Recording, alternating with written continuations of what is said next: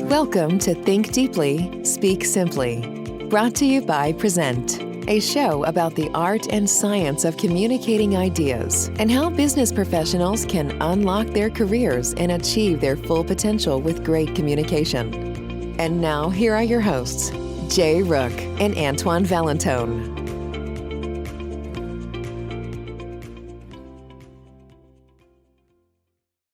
And with that, let's welcome Roy Skillicorn to the show. Roy, welcome. Oh, thank you. It's great to be here. We're thrilled to have you. Roy, you're the Senior Director of Global Enablement at Cisco, and you've been with Cisco for over 15 years. Can you tell us about your role and expand on how you define global enablement? No, absolutely. My team helps enable our sales and delivery organizations to deliver customer outcomes and exceptional experiences. My team specifically, we do this through a couple of vehicles. We design and we deliver global and regional service training to our sales and delivery organizations. The focus here is to help ensure our customers receive the right services and solutions to meet the outcomes they're looking for. We focus heavily on developing and delivering professional development programs that are really customer-centric skill areas around consulting and listening and empathy and empowerment. This is really critical, right? As we're trying to work with our customers more and more, not so much in speeds and feeds of our products and offerings, but what does it mean to them as a customer?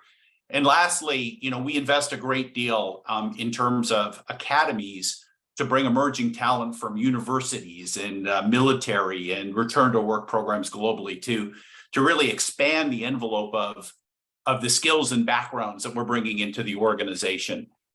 And as I think about enablement's a big word, right? And depending on who you're talking to, it means multiple things. But I guess as I think about it at a kind of more broad level, I really think it's kind of the science and to some degree the art of increasing human performance, right? So they can be successful in their role, right? My part is one piece, which is education and knowledge. But there's a lot more to it, right, in terms of systems and tools and process and all that. But that's kind of where my team plays and what I've been doing for the last at least 5 or 6 years at Cisco. Thank you for that. Roy, that really resonates for me because I'm a big fan and believer in really enabling employees to be successful. And in an earlier conversation, we were talking about how oftentimes organizations focus more on the individual employee rather than the team as a whole. Why do you think that might be, and what's the business case for focusing on the team rather than the individual? That's a great question. So first off, I wouldn't say we can neglect the individual, right? So I don't want anybody to throw arrows at the podcast when they're talking to me. In fact, I think we need to be hyper focused on the individual and their strengths. But where I think we sometimes get it a little wrong is forgetting that the way, Antoine, that individuals experience their work is through their immediate team. So in a way, you can't really focus on the success of the individual without focusing on the teams they're part of. As I think about it, as an example, companies spend a great deal of energy defining and shaping their corporate culture.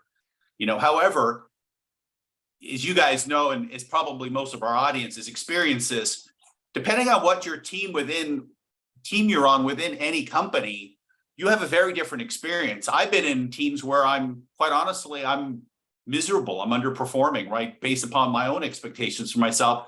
I switched teams and all of a sudden I'm top of the world. I'm in the flow all the time.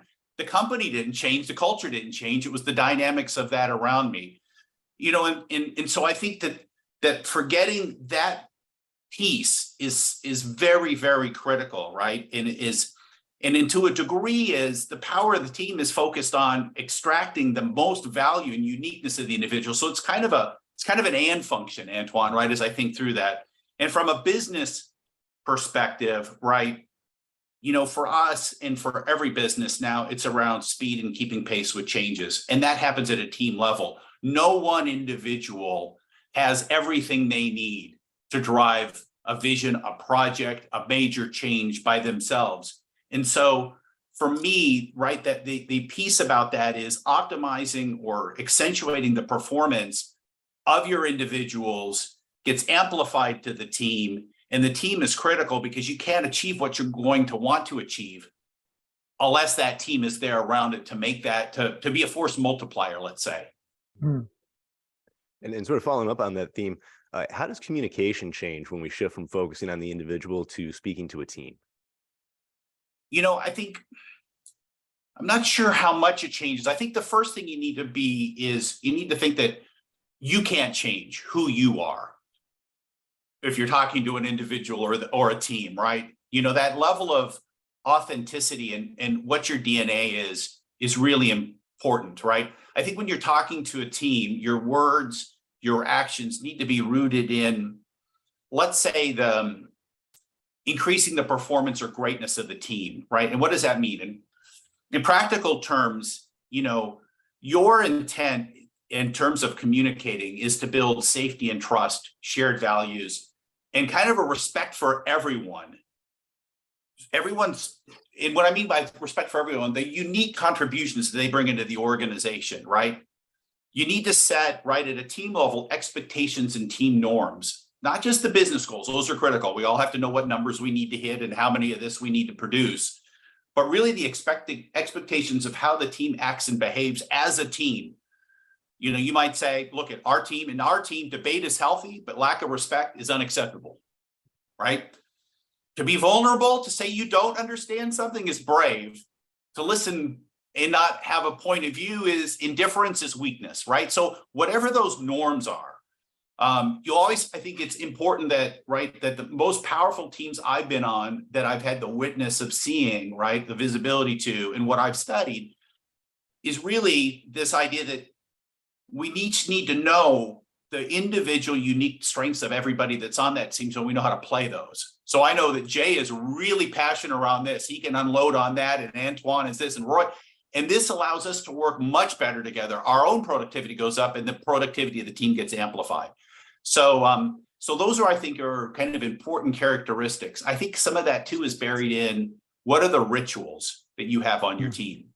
What do you do at the beginning of each team meeting? What do you do at the end of each team meeting? How do you celebrate success, right? What are those things, right? We all have those in our personal life. We all have our own Thanksgiving traditions or our own family. They're different from family to family, but those things allow us a set of comfort with each other and expectations, right, that we can depend on from our family or our friends. It's no different, I don't think, in a team.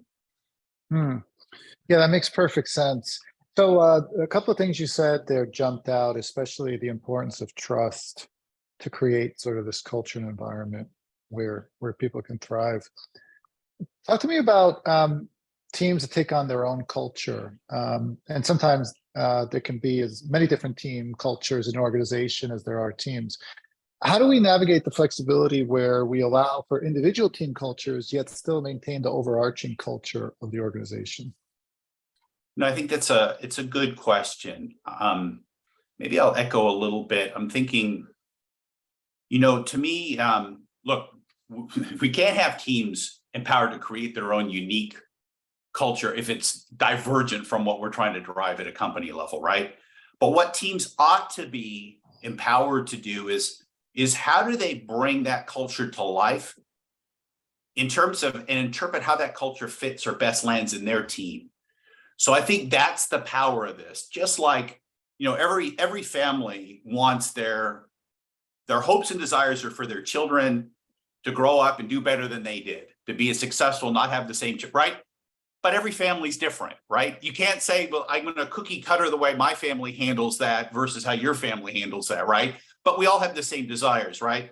So I think it's how you land that in terms of the communications, the rituals, and the norms of your team.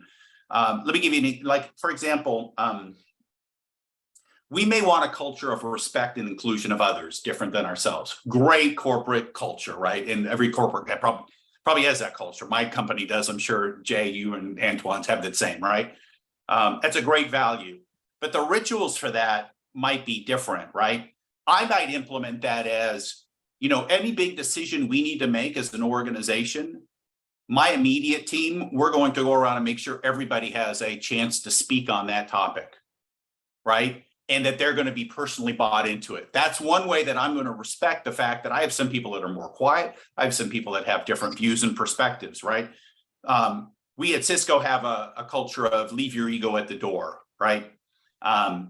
And so for me, that means, number one, we don't know everything and we depend on each other, right? And the way I implement that, just as an idea, is, at the beginning of every Monday when we have a staff call, I ask everybody, what's your number one priority and what do you need from us to be successful? We are there, right? And so that's just my own ritual, and we know how to depend on it, and it's predictable, and it starts driving that culture. So how I implement any one of those things will be different than how you implement them, because it has to fit within the norm of your team. To an engineering group, that might sound, wow, that's crazy, Roy. Or to a sales team, right, that might not fit at all. But the point is that you need to implement your own way of bringing that to life.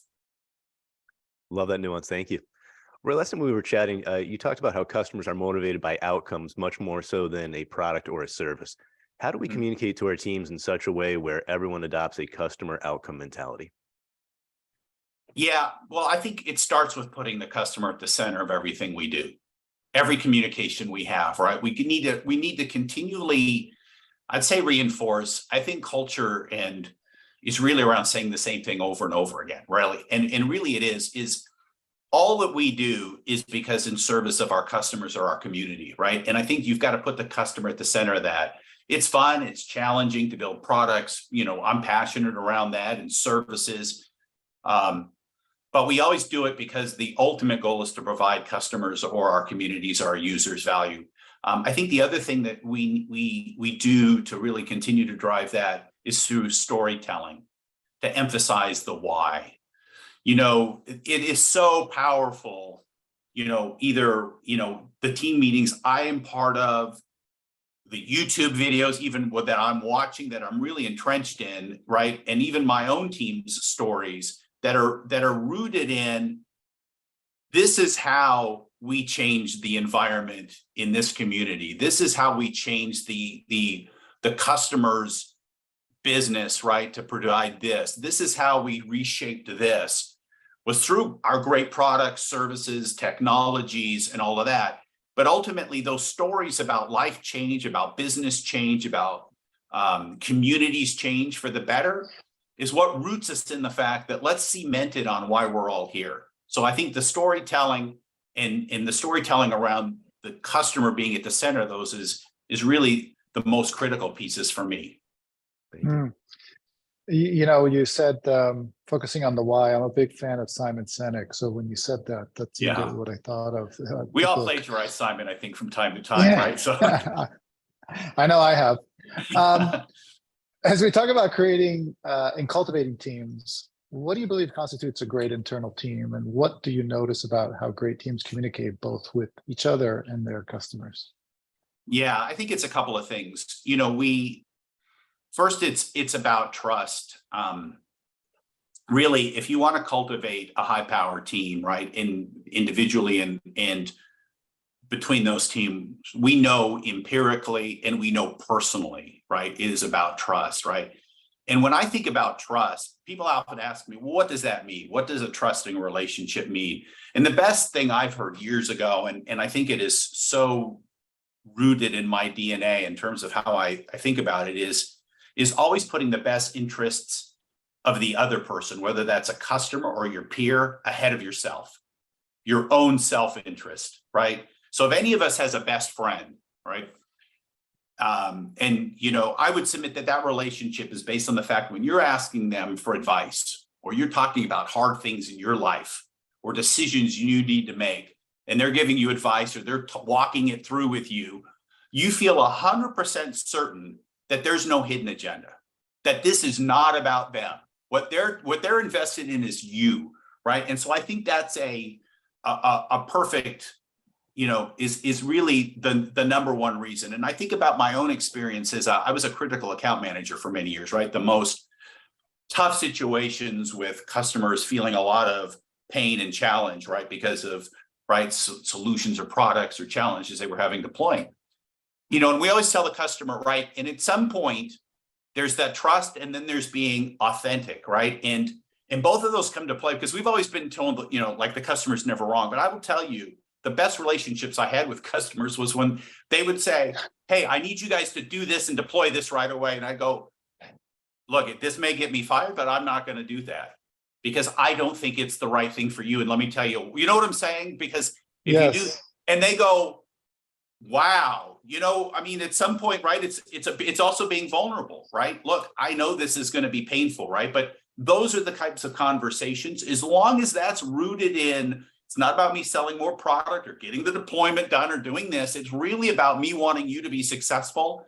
Then it works, right? And I think the other piece is, I think, we spent a lot of years focusing on how do we communicate efficiently, tops down, to how many messages, you don't need to know this, right? I think in today's environment, things are so hyper accelerated, and we are so dependent on knowledge that we need to almost over communicate. I think it's hard to over communicate, because something you're working on, Antoine, and you find out something that I'm doing that I just learned may completely reshape your approach. If I wait 2 weeks before you understand that, well, you got 2 weeks, right? The whole world changes in 2 weeks now, right? So our ability to communicate. So those would be, I guess, summarized would be, trust, authenticity, thinking about putting others' best interests at heart. And then don't worry about over communicating, communicate frequently. Love that. Roy, what about today's theme would you like to talk about that we haven't already discussed? I think we've hit a lot of the key topics. I think, Jay, you've outlined this really well. I think what I would say is just reiterate, as leaders or as a leader, right? It's impossible. I don't think it's possible from my point of view to maximize the potential of individuals without creating an environment that can free the greatness that's inside each one of them, right? That's what we're trying to do. We all know what's in there. Some environments will stymie that, and some environments will unleash it, right? And we can't unleash it unless we have the right team environment. Yeah, Roy, I got to say, everything you're saying is really resonating for me. In fact, I've said a lot of the similar things in my own way in the past. So it's refreshing it's almost validating in a way to hear someone else say it. So I appreciate your insight. This is a question we ask all our guests on the show. Do you think a great business communication is more of an art, a science, and why? Is it a cop-out to say I think it's a bit of both? No, No, not at all. Yeah, no, I think it is. I think it is a bit of both. What I try to define it through is the most compelling speakers and communicators I know, right? And they will all have different styles. They'll all have different levels of polish depending on, polish in the, the intro or how they communicate. Do they say and all of the art and the science of it. But I think they all have a couple of things in common. Of the what I've been really motivated to listen and have listened to over and over is it's personal. They believe what they're saying, and it's personal. There's a passion around it, right? And number two is it's authentic. There is a true belief, right? When you're listening to people that you're like, wow, that was powerful, is because it felt that they believed it, they were ingrained in it, and it was personal. There was a bit of their personal. So to me, those are two key linchpins of effective communications. Beyond the art and the science and all that, is really bringing it into your own, owning what that is and what that communication means to you, and effective and authentically distributing it, so to speak. And last question here, what advice would you have for aspiring business leaders that want to improve their communication? I think it is about being yourself. You don't need to play a role. You need to be yourself. And I think you have to love your audience. You have to care about who you are speaking to. And that shows, right? If you really care about who you're speaking to, there's a very different sense that you get from that. So for me, start with those two basics: the words, the polish, the order in which you speak. I've heard some people that, right, even on, like, we all watch great speeches on YouTube, let's be honest, right? And I've heard, right, no polish coming from different areas of remote countries or whatever. And you're like, I'm drawn into this, right? Because I feel like they're speaking to me. They want me to understand. They love me, and they're invested in it. They are themselves in that dialogue. So those to me are just a couple of critical linchpins. There's a lot you can read and learn about things like this, but those to me, if you don't have those, you have a talented actor, and everybody knows what that feels like, right? So That's a great point. Mm-hmm. For sure. Roy, this has been really wonderful. I've really enjoyed the conversation. I want to give you the opportunity to tell our viewers where they can learn more about you. Can you tell us where they can find you on maybe social media or the internet, et cetera? Yeah, no, you can definitely find me on LinkedIn for sure, is probably the best place. And you see the spelling of my name. It's simply look up Roy Skillicorn Cisco and you'll find me. And I'd love to hear from you. Excellent. Well, on behalf of myself, Antoine, and all of our listeners, just want to say thank you so much for your time today. I've really enjoyed this conversation and your passion in speaking. Thank you. Awesome. Thanks for having me, guys. Thank you for listening to another episode of Think Deeply, Speak Simply.